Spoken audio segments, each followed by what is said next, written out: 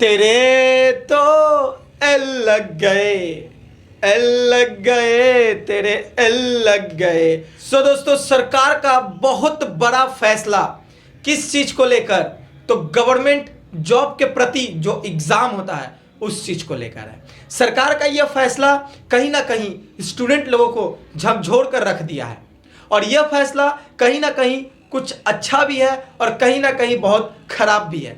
आखिर क्या खराब है, क्या अच्छा है, आज के इस वीडियो में जानेंगे। और सबसे बड़ा चीज, ग्रुप बी और ग्रुप सी, ये दो लेवल में जितने भी जॉब हमारे इंडिया में आते हैं सेंट्रल गवर्नमेंट के अंडर में, उन सारे जॉब का अब एग्जाम को रद्द कर दिया गया है। एग्जाम अब नहीं कराया जाएगा, जिसमें एसएससी डिपार्टमेंट का एग्जाम अब नहीं होगा, जिसमें बैंक का एग्जाम अब नहीं होगा, रेलवे का एग्जाम अब नहीं होगा।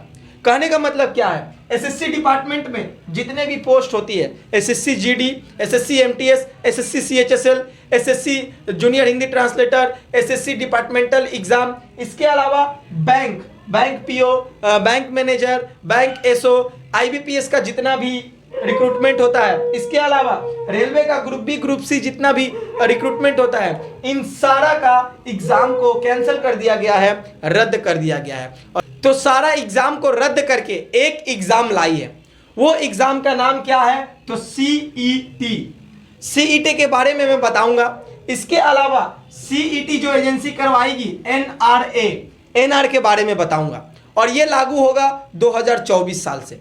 2024 से हमारे इंडिया में सेंट्रल गवर्नमेंट के जितने भी वैकेंसीज आने वाली है, वो चाहे एसएससी का हो, बैंक का हो, रेलवे का हो, इन सारा में जो एग्जाम कंडक्ट कराया जाता था फॉर्म फिलअप करने के बाद, वो एग्जाम को कैंसिल कर दिया गया है, रद्द कर दिया गया है। उसके जगह पे सीईटी एग्जाम करवाया जाएगा। सीईटी क्या है, तो चलिए विस्तार पूर्वक हम लोग चर्चा करते हैं।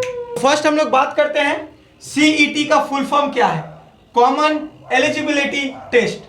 तो अब से इंडिया में आप लोग अगर सेंट्रल गवर्नमेंट के कोई भी वैकेंसी को फॉर्म भरते हैं, आवेदन करते हैं, तो उससे पहले, फॉर्म भरने से पहले आप लोगों को कॉमन एलिजिबिलिटी टेस्ट का सामना करना पड़ेगा और इसको पास आउट करना पड़ेगा, तब जाकर आप एसएससी हो, रेलवे हो, बैंक हो, उसका फॉर्म भर पाएंगे। अब सरकार को यह चीज लाने का क्या जरूरत पड़ा, कॉमन एलिजिबिलिटी टेस्ट, जो कि 2 साल पहले ही सरकार बताई थी कि मैं इसको लाऊंगा, जिसको बिल पास करवाने के लिए हर एक डिपार्टमेंट से बातचीत चल रहा था। कहीं ना कहीं जाकर आज बिल को पास हुआ है और 2024 में इसको लागू किया जाएगा। तो आखिर सरकार को कॉमन एलिजिबिलिटी टेस्ट लाने के लिए क्यों बाध्य होना पड़ा और क्यों ये टेस्ट लाई, फंडा क्या है, अच्छे से समझ लीजिए दोस्तों। हर एक रिक्रूटमेंट बोर्ड या फिर इंडिया का जो central government ministry of home affairs, जहां से रिक्रूटमेंट होता है, उन लोगों का एक आंकड़ा आया है सामने। क्या आंकड़ा आया है, हम लोग का एसएससी का ले लेते हैं, रेलवे का ले लेते हैं और बैंक का ले लेते हैं, ठीक है। तो जब ये तीनों वैकेंसी का फॉर्म निकलता है, तो वहां पर फॉर्म फिलअप पता है कितना फॉर्म फिलअप होता है, 10 करोड़ 20 करोड़ आप लोगों का फॉर्म फिलअप होता है इंडिया में, ये सब चीज को मिलाकर। और वैकेंसी कितना रहती है, लगभग ये तीनों को मिलाकर 1 करोड़ पकड़ते हैं हम लोग। या फिर अभी जैसे रिसेंट में आप लोगों का रेलवे का वैकेंसी आया था लगभग 40-50-60 हजार का लगभग, जहां पर फॉर्म फिलअप ही हुआ है 1 करोड़ के लगभग। तो रेलवे को रिक्रूटमेंट प्रोसेस करवाने में 1 से 2 साल का समय लग जाता है। रेलवे क्या करती है, जो 1 करोड़ कैंडिडेट फॉर्म भरे हैं, 80-90 लाख कैंडिडेट फॉर्म भरे हैं, उसको वो लोग स्क्रूटनी करते हैं, एडमिट कार्ड इशू करते हैं, इसके बाद एग्जाम कंडक्ट करवाते हैं इन सारे स्टूडेंट का, फिर कटाई छटाई करवाते हैं, फिर फिजिकल होता है, फिर कटाई छटाई करवाते हैं, तब जाकर। तो इस प्रोसेस में गवर्नमेंट का नुकसान होता है और टाइम लॉस होता है, जिस वजह से ये कॉमन एलिजिबिलिटी टेस्ट को लाई है। अब बात को समझिए, कॉमन एलिजिबिलिटी टेस्ट आखिर है क्या और इसको क्यों लाया गया। देखिए, कॉमन एलिजिबिलिटी टेस्ट का मतलब ये हो रहा है कि ये जो एसएससी, रेलवे, बैंक, ये लोग एग्जाम कंडक्ट कराती है 2, प्रिलिमिनरी एग्जाम, मेंस एग्जाम। कुछ पोस्ट में 1 एग्जाम होता है। तो यहां पर जो लोग सीईटी एग्जाम को क्लियर करेंगे, उन लोगों को यहां पर एग्जाम नहीं देना होगा, मतलब प्रिलिमिनरी एग्जाम नहीं देना होगा, सीधा मेंस या फिर फिजिकल।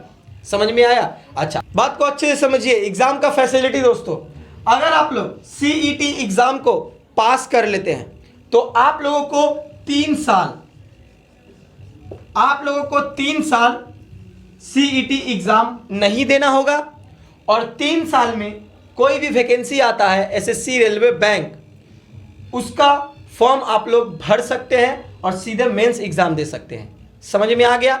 अब नेक्स्ट फंडा, अगर आप लोग, जो बुराई क्या है देखिए, अगर आप लोग सीईटी एग्जाम को पास नहीं करते हैं तो कोई भी वैकेंसी का फॉर्म नहीं भर पाते। ये सबसे गंदा खबर है, बुरा खबर है, जो कि स्टूडेंट परेशानी में आ गए। पहले क्या होता था, हम लोग कोई भी एग्जाम पास करें या ना पढ़े, 10वीं पास है, 12वीं पास है, ग्रेजुएशन पास है, जो लेवल पे वैकेंसी आता था हम लोग फॉर्म भर पाते थे। लेकिन अब ऐसा नहीं होगा। आप लोगों को पहले सीईटी एग्जाम को क्लियर करना होगा। क्लियर कर लिए हैं तो 3 साल इस एग्जाम को नहीं देना होगा। 3 साल में जो भी रिक्रूटमेंट आएगा उसका फॉर्म आप लोग भर सकते हैं। और सपोज दैट, मान लीजिए सीईटी एग्जाम जो कंडक्ट हो रहा है, आप इसका एग्जाम नहीं निकाल पाए तो भाई कोई फॉर्म नहीं भर सकते हैं। इसका जो पासिंग परसेंटेज है 40%, एसटी वालों का, एससी वालों का, जनरल कास्ट वालों का 60 बताया जा रहा है। कंपटीशन रहा तो ये 70, 80, 90 भी जा सकता है। अब यहां पर सीईटी साल में 2 बार कंडक्ट होगा, 6 महीना बाद अच्छे से समझ लीजिए। अब सीईटी को कंडक्ट कौन एजेंसी करवाएगी, तो NRA, फुल फॉर्म हो जा रहा है नेशनल रिक्रूटमेंट एजेंसी।